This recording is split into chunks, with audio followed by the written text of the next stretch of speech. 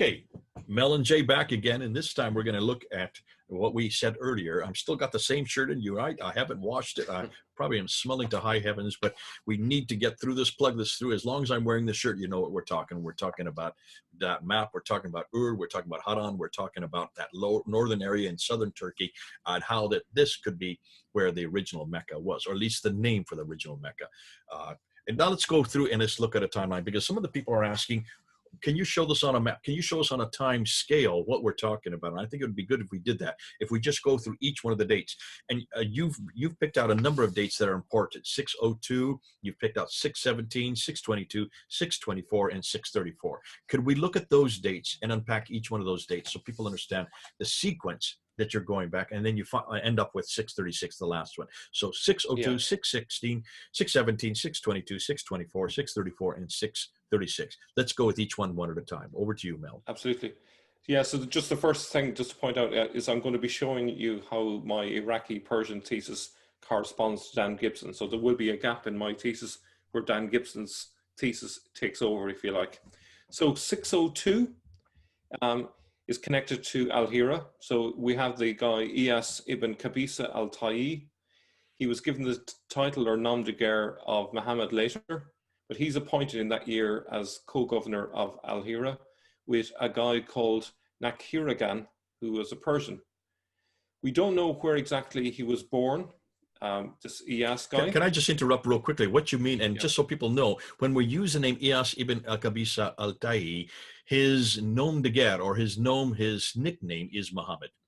Okay, that's why you're saying this is the Muhammad that is then you lift it out and then replaced to the Muhammad of the by the traditions. So, but his nickname is Muhammad. Okay, but we're calling him Iyas because that's his formal name, but Muhammad would be the nickname that we're referring to.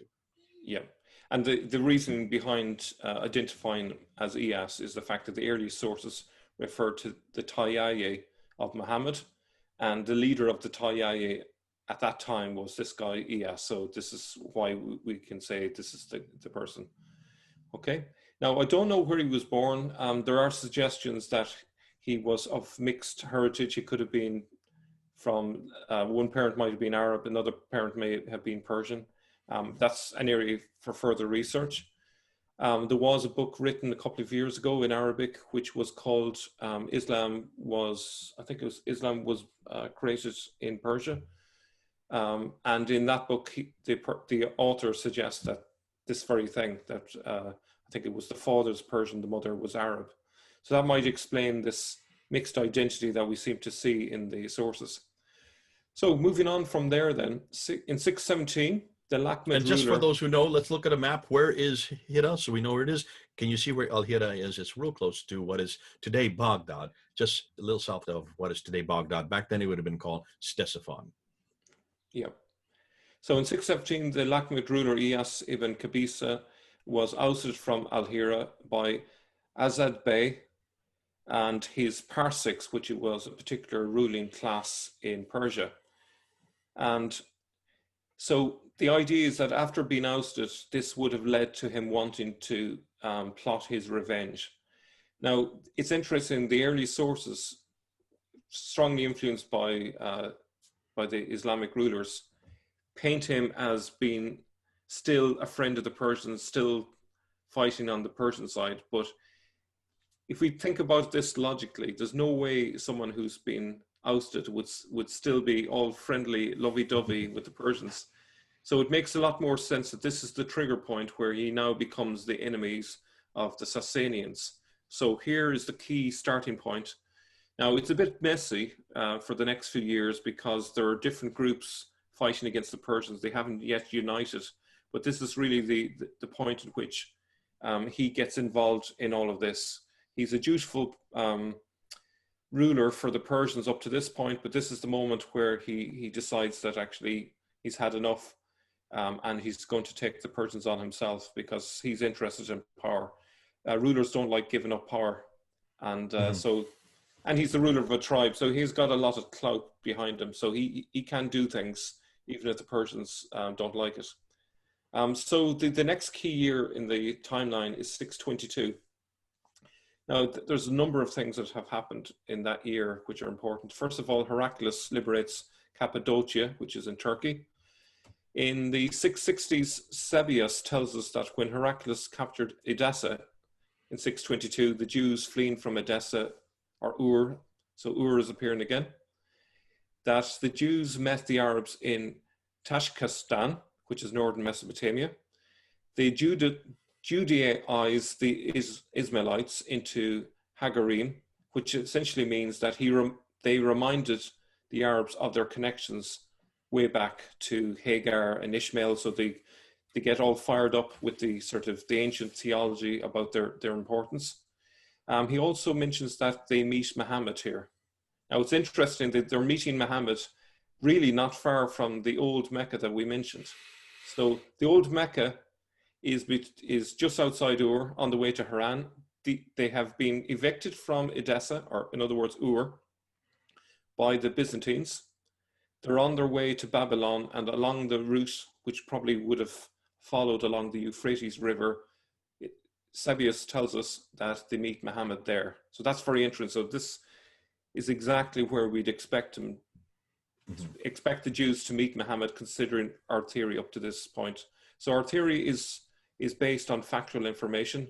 And so the Muslims watching really have to deal with the facts. The facts on the ground are telling us this is where Muhammad is when he first meets the Jews.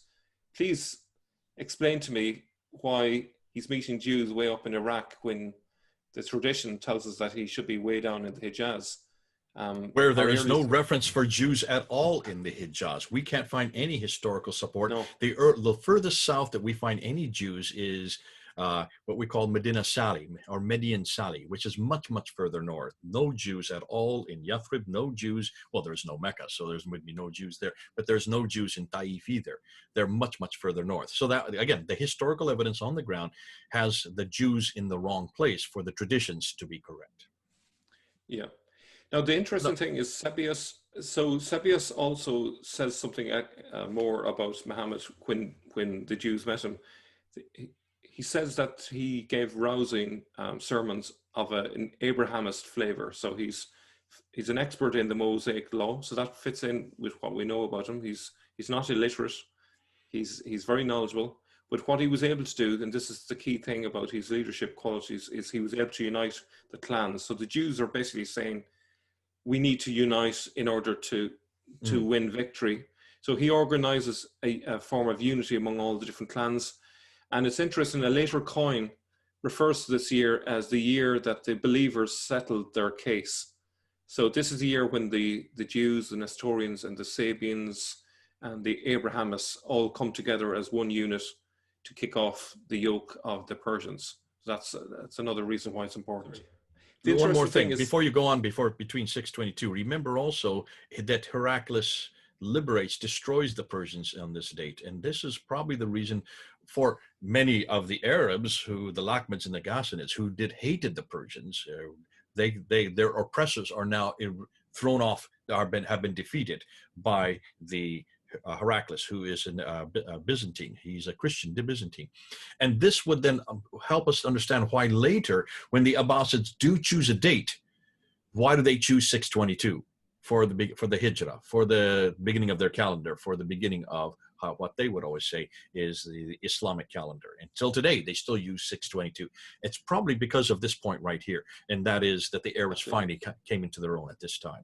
Just to remind people there, because 622 is significant when you're talking from an Arab standpoint, you're talking about the eradication of all this oppression that has been gone on for so many centuries before that. This is when it stops.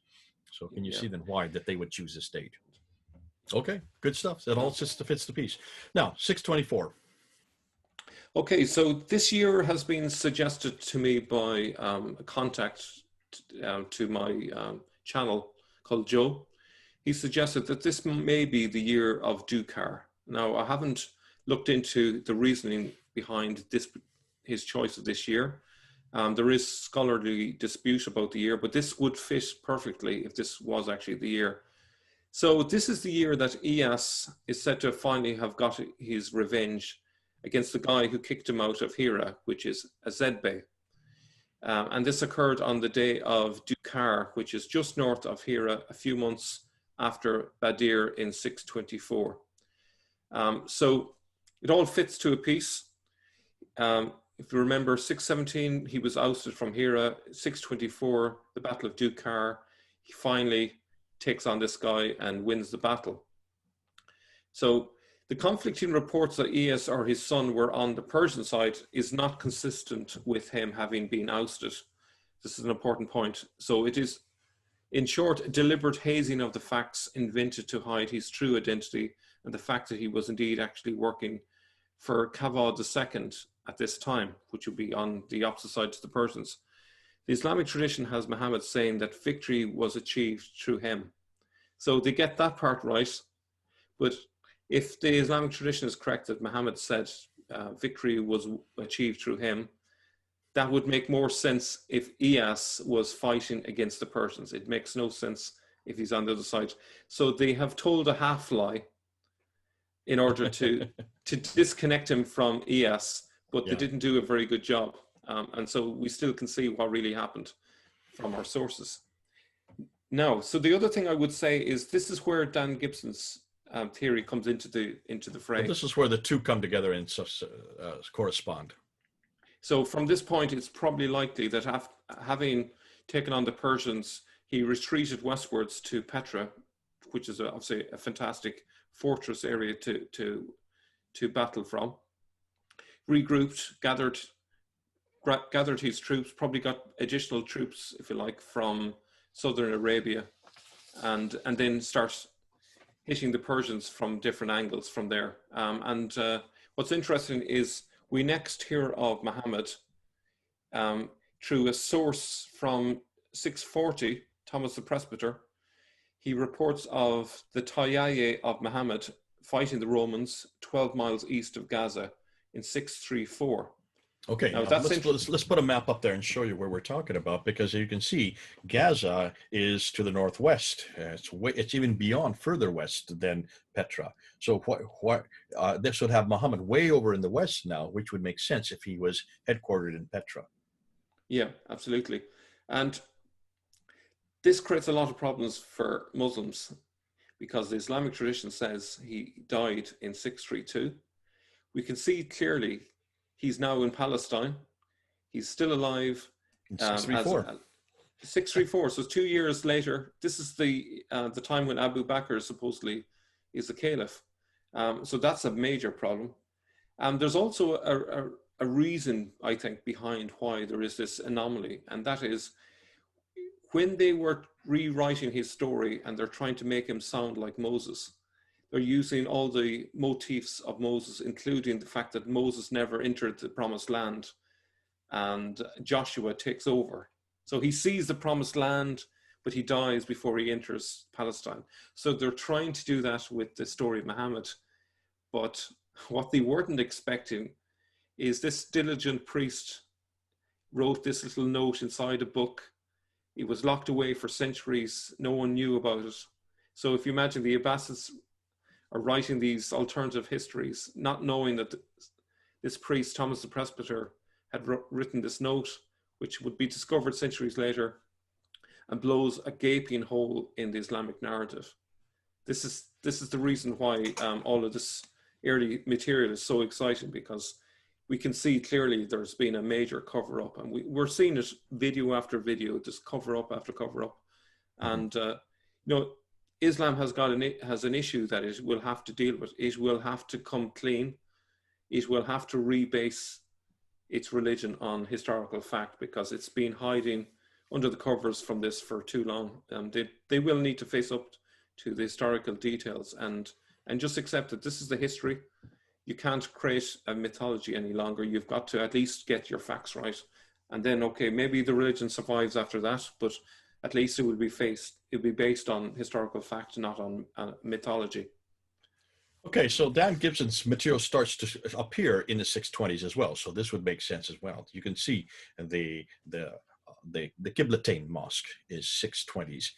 You also have the mosque that is facing towards Petra, all the way over in Guangzhou in China, also the one in Sherman in India, in southern India, and Kerala, that's also facing Petra. So they all start to appear from 626, 627, 632, and that would fit exactly, since that's where Muhammad Tayaye would be there by that time. But not that, and I would suggest that that even earlier ones were probably at that time, because at this time, these would still be temples that became mosques. These would be Nabatean temples that became mosques.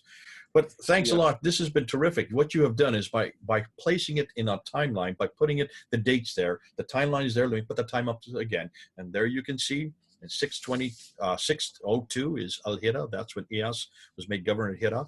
Then we jump to 617. That's where Iyas is then deposed. 622 is when Heraclius comes and liberates Cappadocia, and that starts the identity for the Arabs, because now they are out of the oppression of the Sassanians. In 624, you have the Battle of Dhū-Qār, where this Ilyas ibn Qabisa has finally got revenge on the fellow that threw him out there in Hira earlier in 602. And then he moves to the west from that time. Possibly it looks like he's moving towards Petra, moves and then he has this big battle in 634 in Gaza, even further west, and then dies in 636, according to Thomas the Presbyter. So thank you. This is terrific. Getting it on timeline helps us to understand what history is now telling us, not what the traditions are telling us. Because remember, the traditions are 9th and 10th century. They don't even have the right place. They don't even have the right time. They don't even have the right man. That's why it's so good to go back in history. Mel, you've got us the right man, and you've got us now in a timeline to see how it all fits together. This does not confront what Dan Gibson is saying. It actually complements what Dan Gibson is saying. God bless you. Absolutely. It's so good to have you. Okay, this is Mel and Jay putting into yet another chapter and another nail that starts to go into this coffin. God bless you. Do your comments down below. Please get them in there. We need to see them. We need to hear your reaction. And we'll haul Mel back again to answer your questions. Right. Mel and Jay, over and out.